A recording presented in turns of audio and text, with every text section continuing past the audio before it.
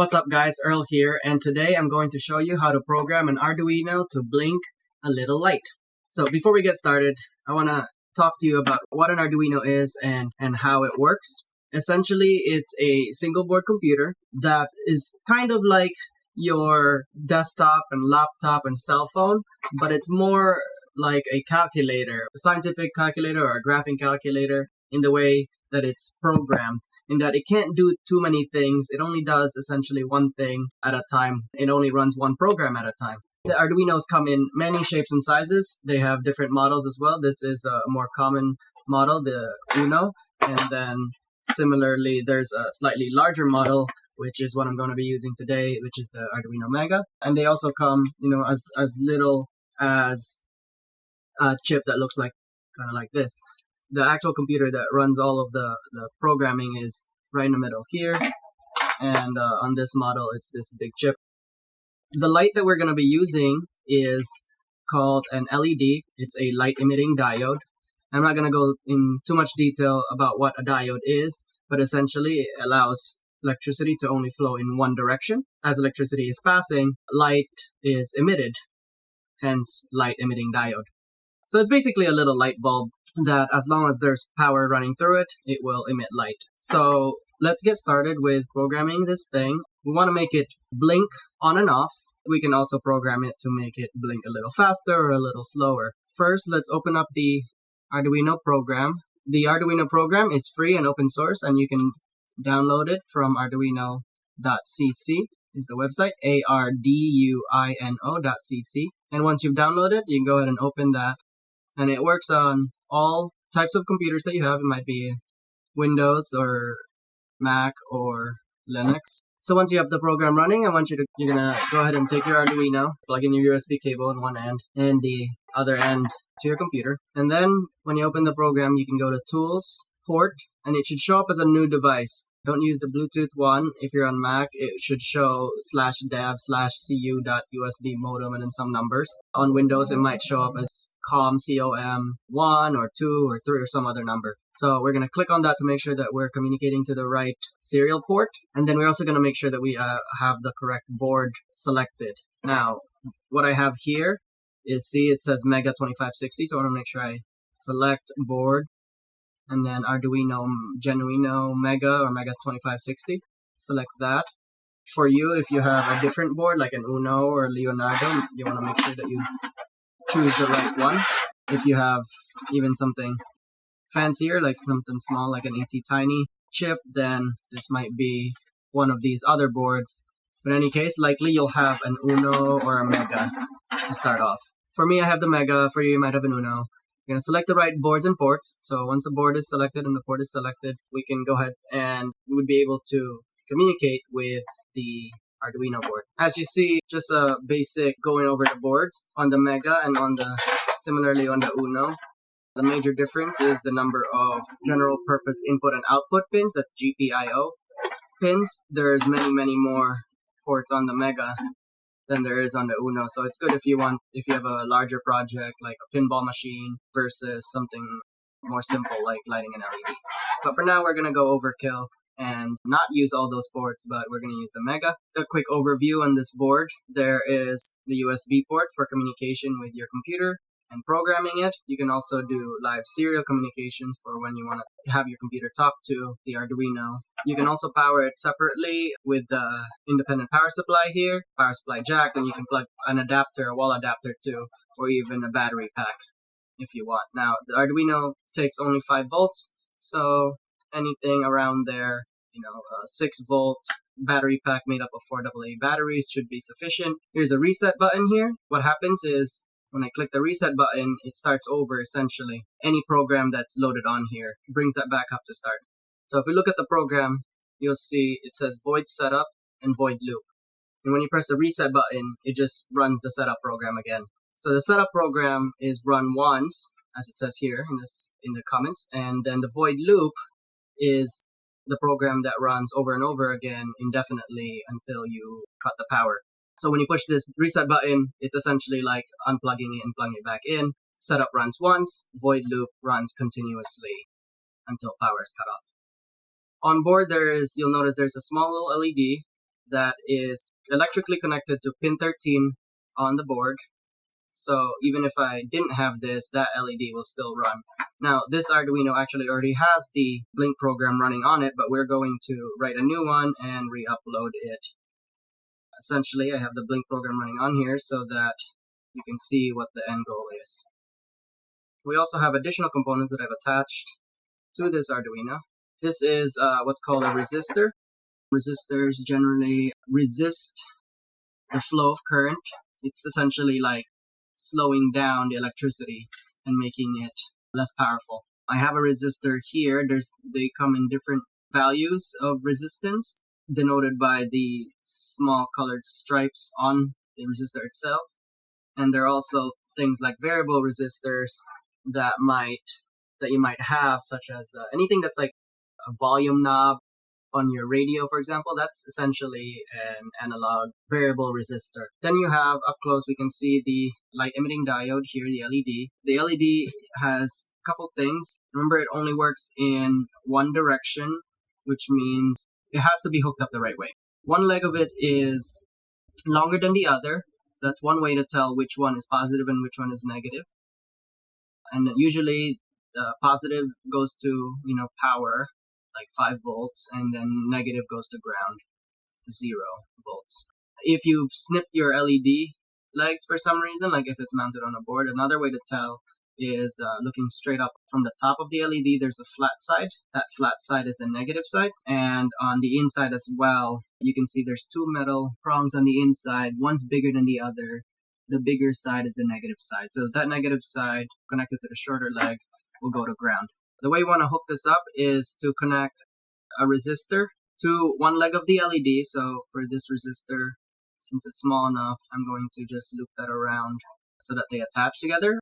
You could also solder them together if you know how to do that. Or if you have a breadboard, which is not covered in this video, you can connect it to the breadboard as well. So I have hooked up a resistor to one of the legs. I hooked up to the negative in this case. The resistor specifically does not matter which direction it goes. Any electricity that passes through it is resisted, slowed down. The reason I want to put this resistor on one leg of the LED is so that we protect the LED from having too much current flow through it. Plug this in without a resistor, you're definitely, very likely going to blow up the LED, and then you're going to have to get a new one. Fortunately, they're not terribly expensive. They're like, 5 or 10 cents a piece, depending on where you get them from.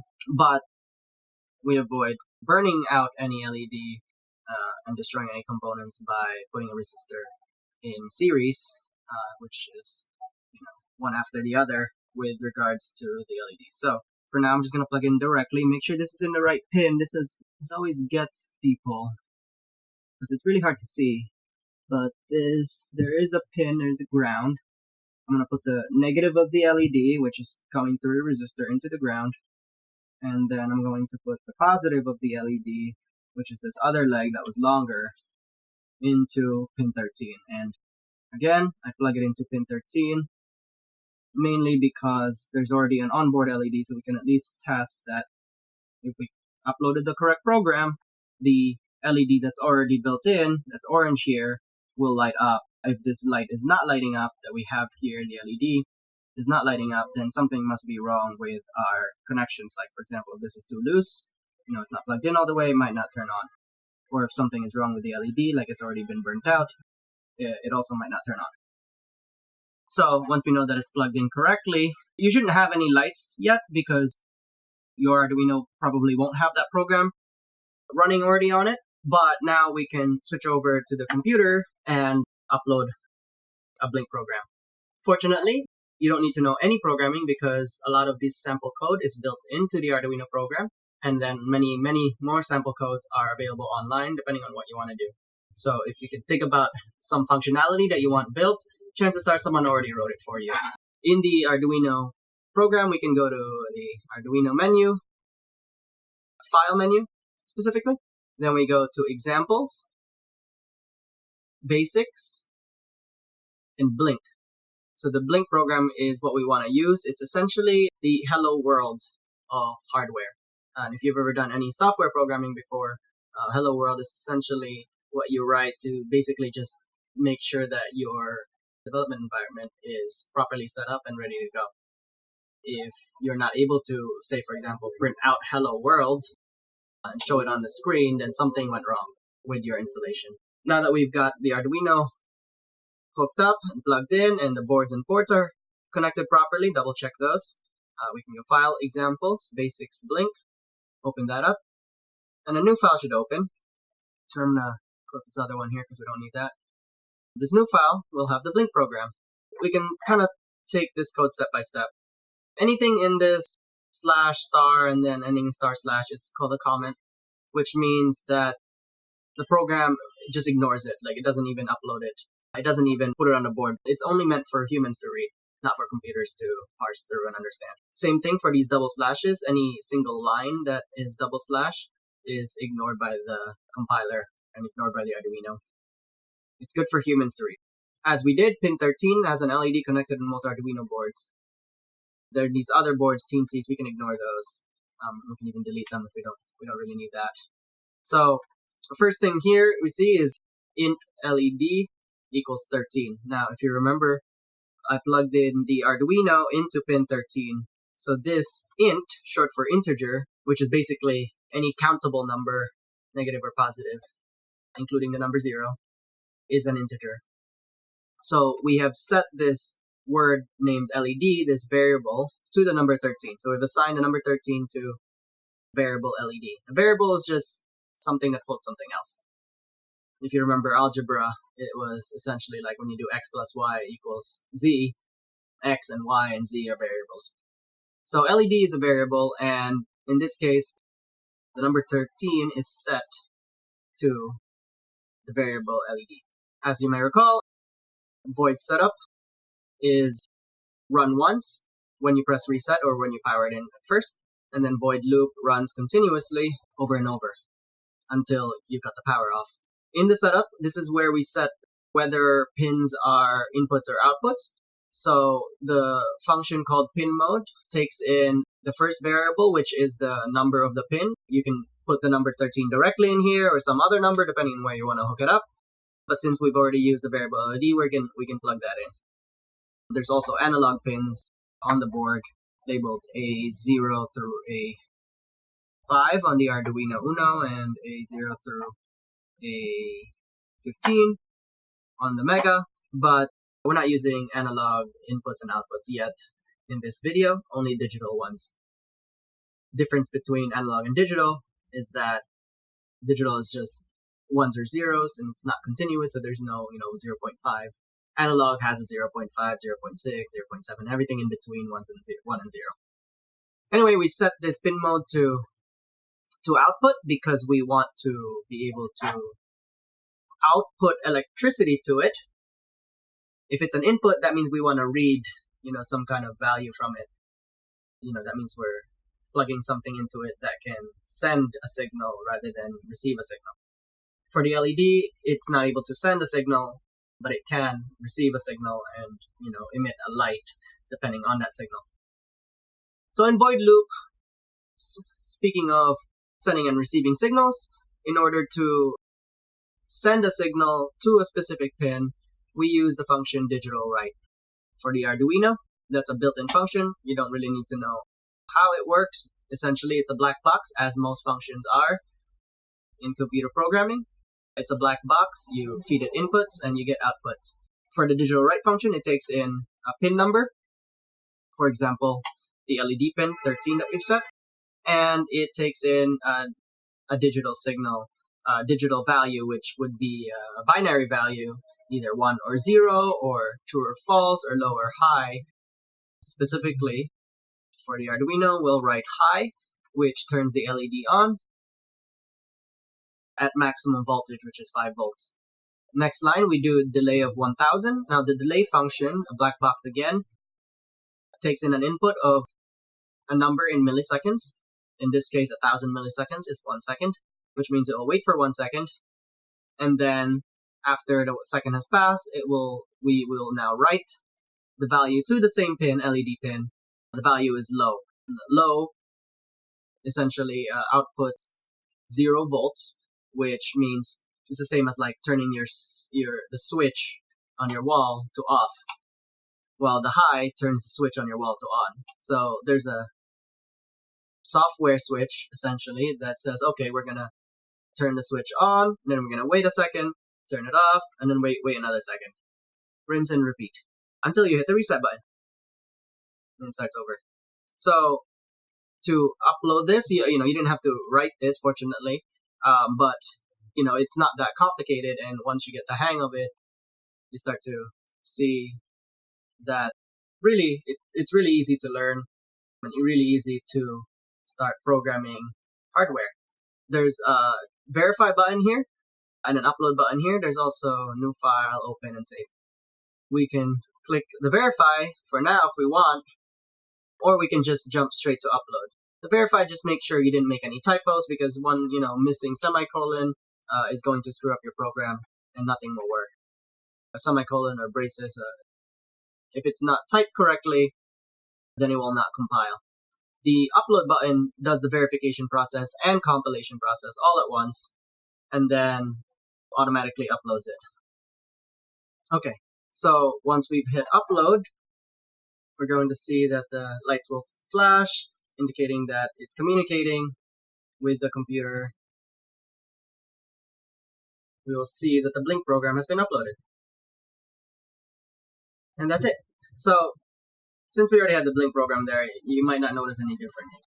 So let's actually try and modify this code to make it show that what we did actually made a difference to what the LED is doing. So let's say I wanted to make this thing blink faster. How about twice as fast? So instead of blinking every second and turning off, we're going to make it blink twice a second. So have it half a second delay, 500 millisecond delay. Then turn it on, wait half a second, turn it off, wait another half a second. Let's re-upload this program. There it goes. Done uploading, and you will see that it feels like it's going much faster. How fast can we go? Let's bring this all the way down. Let's say maybe even 5 times in a second, which means 200 milliseconds, wait, and then off, 200 millisecond wait, on, back again, start over. How fast can we go? There we go. So now it blinks 5 times a second. And we can change the delay, or maybe if we start hooking up more and more LEDs, we can make it flash in certain sequences, have a party, okay? So if you have any questions, put them in the comments below. Make sure you like and subscribe to my channel, and see you again next time.